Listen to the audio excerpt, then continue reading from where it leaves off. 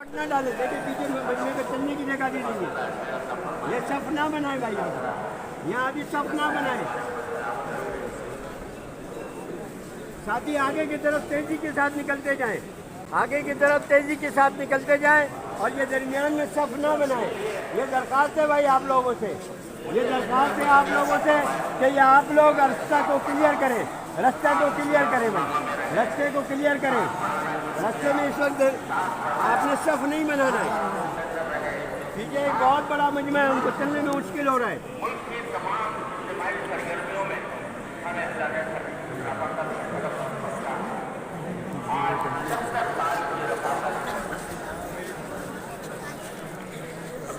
بھائی ساتھی جو ہے تیزی کے ساتھ آگے کی طرف بڑھتے رہیں, آگے کی طرف بڑھتے رہیں.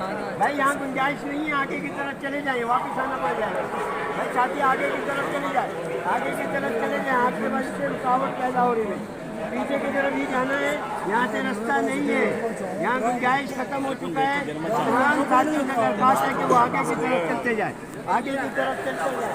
آگے والے اپنے قدموں کو تیز کریں, آگے والے اپنے قدموں کو تیز کریں. یہاں سے آنے والے آباد کے وہاں چلے جائیں, یہاں سے رستہ نہیں ہے.